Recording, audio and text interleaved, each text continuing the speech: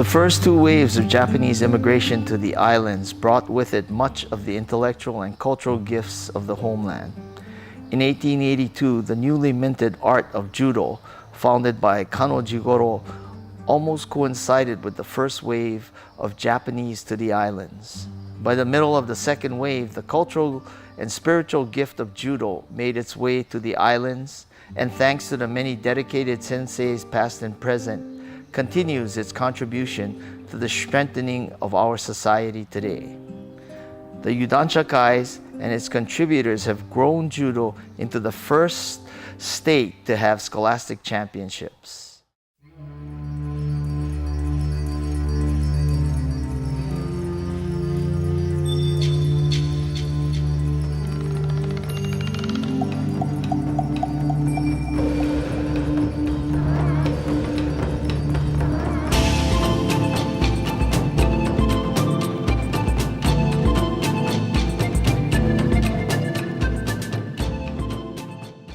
The type of growth that Kano Sensei envisioned the gift of Judo could foster. Kano Sensei's visit to the islands did much to validate and inspire the spread of Judo throughout the islands. He gave names to two dojos on Oahu, the Shunyokan and the already established Shobukan. Shobukan remains today a vital center for Judo and produced several Olympians.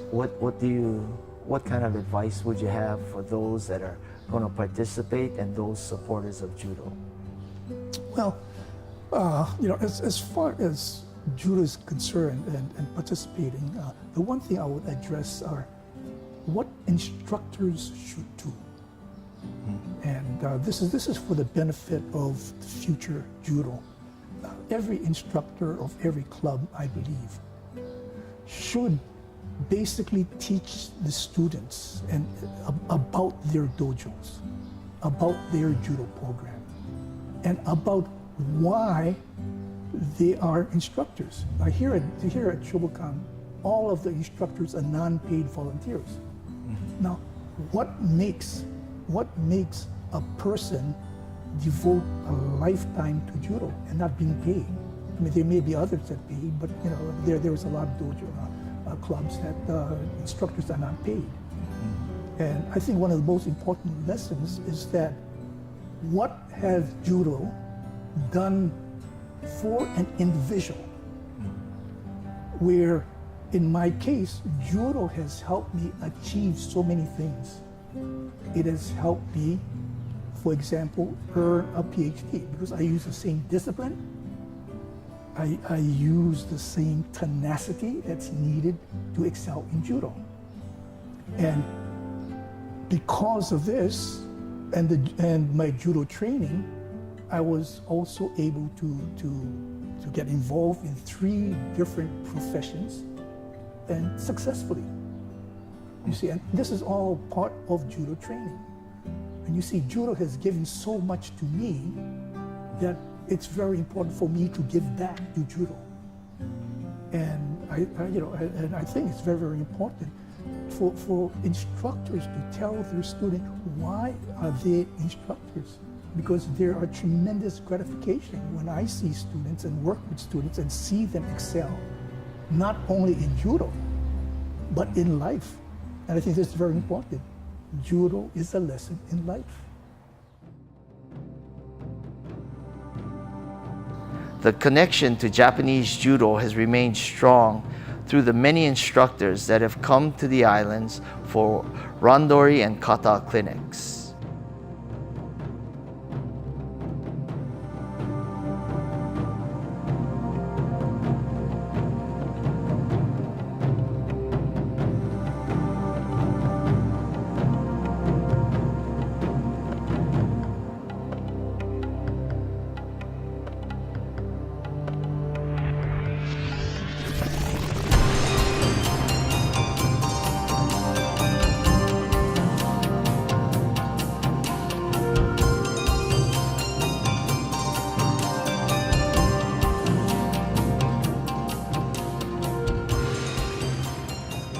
Judo's link to its martial roots maintained through through the instruction of ancient katas as well as randori no kata.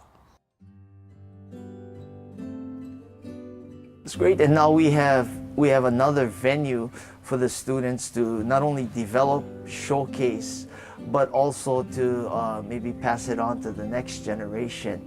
And where do you see judo going? I hope that more schools will take it into their school curriculum and teach kids not only the fundamentals of judo, but also the spirit of judo. What judo can give you, besides throwing and pinning a person, it's the attitude you carry and how you become a better citizen. More emphasis on the do of judo, the way, more as a way of life than just attack and defense. We've had a lot of senseis from Japan come in. Japan has given us judo as a cultural gift with the immigrants coming. They've sustained their contribution and their generosity through the instructors that they've sent. And where do you see us growing and continuing that connection? For our younger generation, I truly believe that our younger generation is the future of our judo.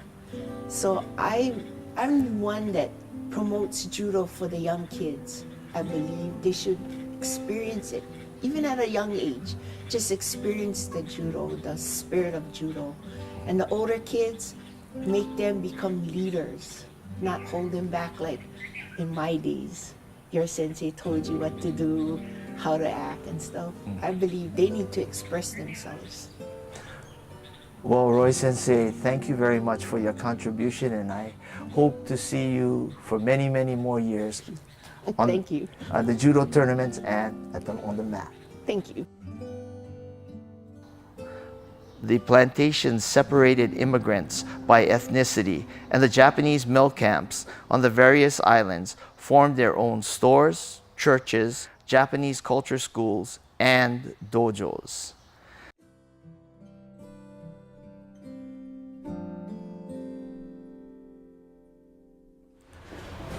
Well, Lee Sensei, thank you for being here. Now, you're here in a unique capacity because you're going to tell us your family's history, unique family history, and their contribution to judo and spreading judo. So, anytime you're ready.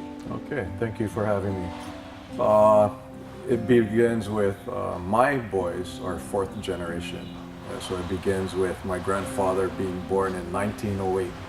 Same as this environment here, 1908, coincidence. At 9 years old, he was asked to become a student of the Shingonshu Buddhism church system in Shikoku in Japan.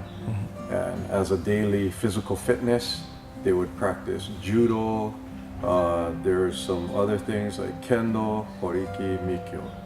And he became somewhat well versed in that for 15 or so years. From then he came to Hawaii in 1930s, I believe it was 1935. And that was before the war. And he was assigned to Pauilo. It's a small town above Honoka on the Big Island. And in 1936, they have had their first judo class. And with that judo class, they didn't have tatami mats of today. They had to make do, and they used sugarcane stalks.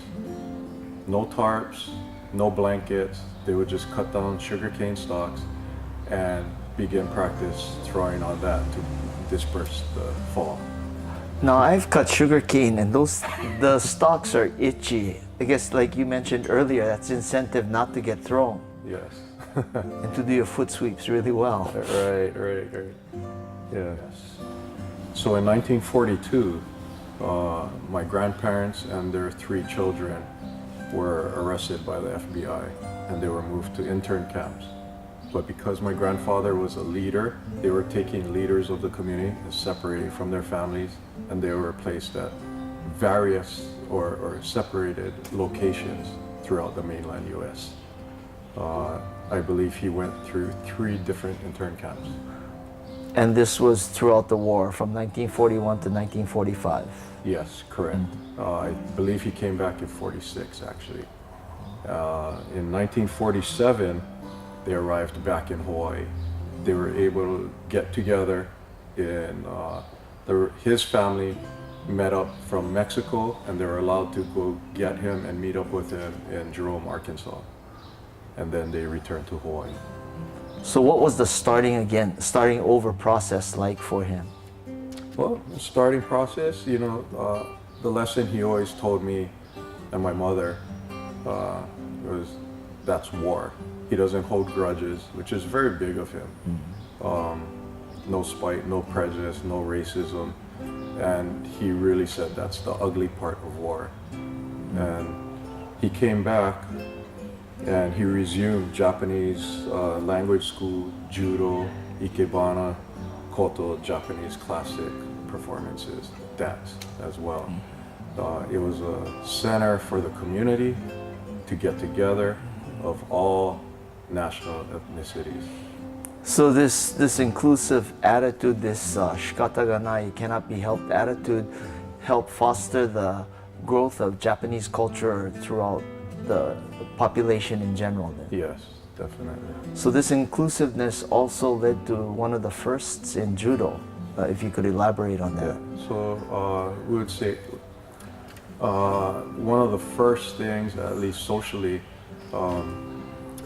some Asian opportunities were only offered to Japanese at the moment, but this war coming back, my grandfather is reported to be one of the first ones to take in a non-Japanese student and students, mainly from the plantation camps. And one of them that really stand out in mind with my family is Waning Rigador. His son is Roland Rigador of Makiki Seidokan. Yes. So he was a student. Waning Rigador was my grandfather's student, as well as Ronald and Donald Takea and many others that have come out of the Big Island. This gave the entire community, Japanese, Filipino, Hawaiians, a place to be after the day's work was done in the plantation fields, where they could get together, laugh, eat, share cultures, and practice judo. You know, Kano Sensei wanted judo to be spread out throughout the world as a gift to the world, and it seems like your grandfather embodied that in what he was doing with the community, even after the harsh treatment in the internment camps. Yes, I'm very impressed, and I respect that. Very ahead of his times, I would think. Man of great character.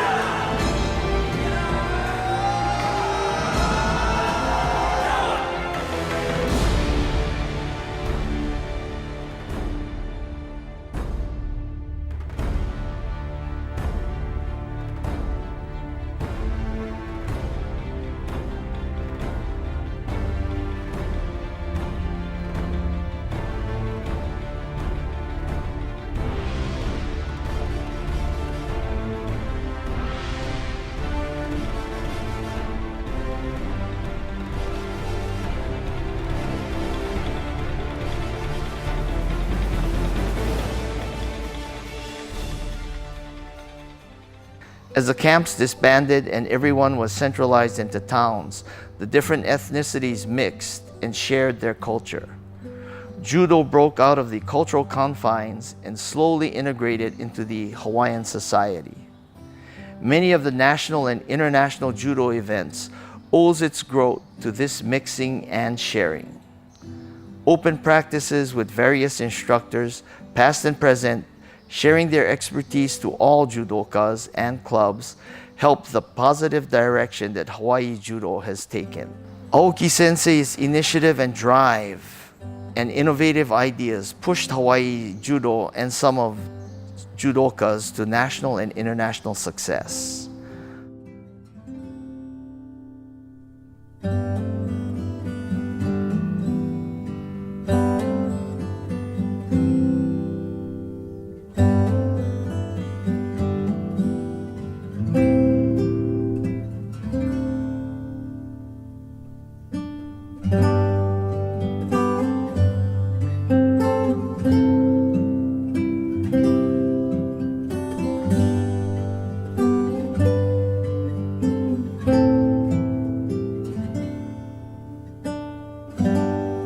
Osano Sensei, thank you for being here.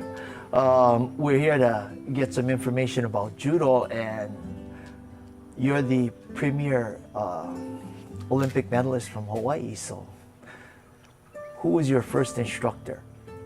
My first instructor was Fukushima Sensei in Okinawa back in the early 1970s. My dad was in the civil service, and actually Fukushima Sensei is from Maui, and he was in the military, so he was there and he was teaching actually judo from the 1950s. So I had an opportunity to learn from him.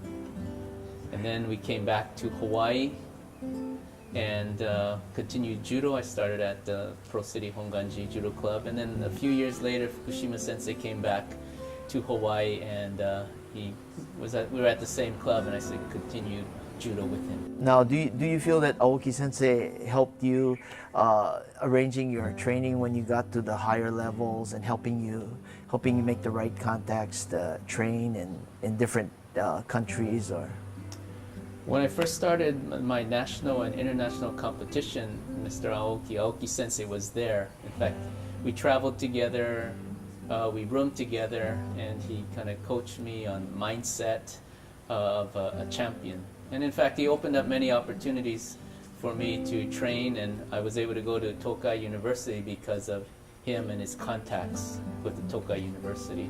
So he was there in my more of my elite competitive years to help me get to the level that I was able to reach.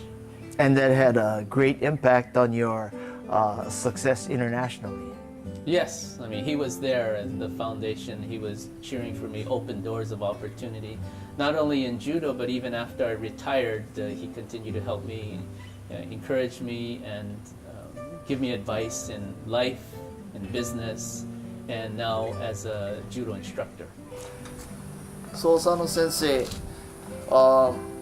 you mentioned that you had a lot of top caliber Japanese judo coming through. Was that through your association with the Japan Judo?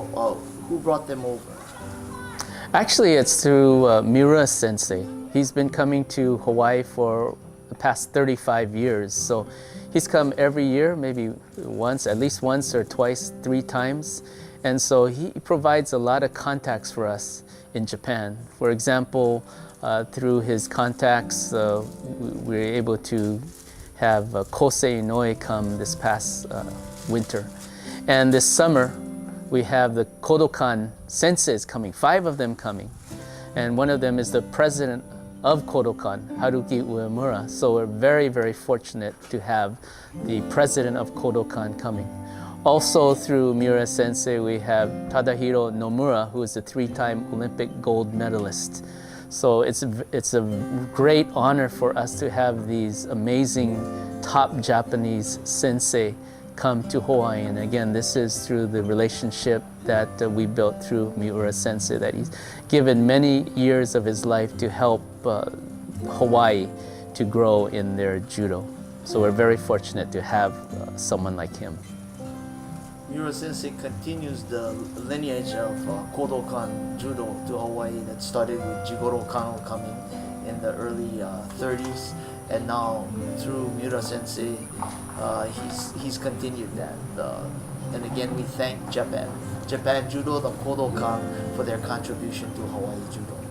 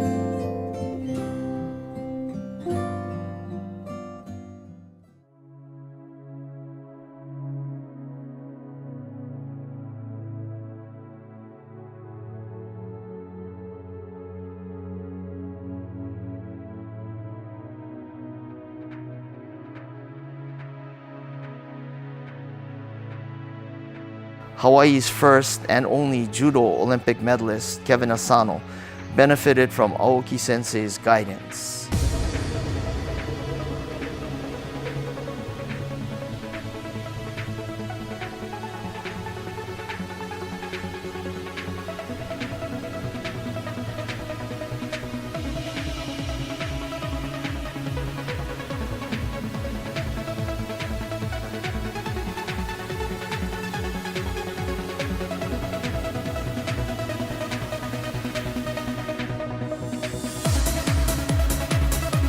Several other judokas made it onto the Olympic stage, like Taylor I'm gonna show the Takata. kids all the things I've learned and all the knowledge that Daniel Todd and myself and Jeff have. So it's a dream come true to be able to represent Hawaii and the United States in the Olympics. I'm training for the Olympics. I've been training for the Olympics for the last 4 years or even longer, you know, to have my shot at winning a medal at the Olympics. If I can do it.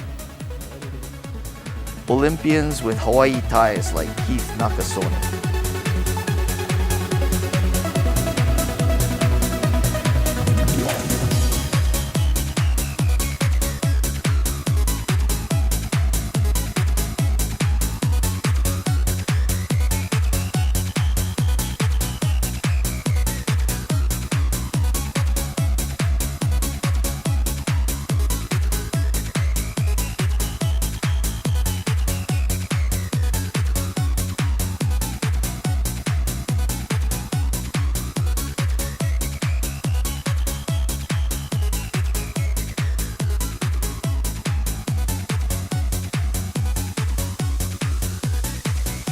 Clifton Tsunada in the Atlanta Olympics brought the spotlight back to Hawaii Judo.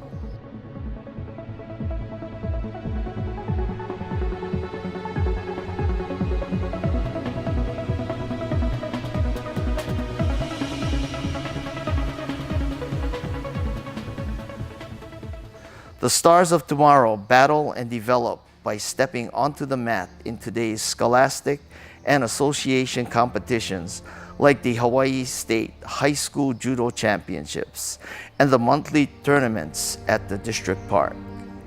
These tournaments provide an avenue of measuring their development and improvement, a result of their constant practice in their respective dojos. We stand on the shoulders of those who came before us and owe them a debt of gratitude for what they have set up for us today.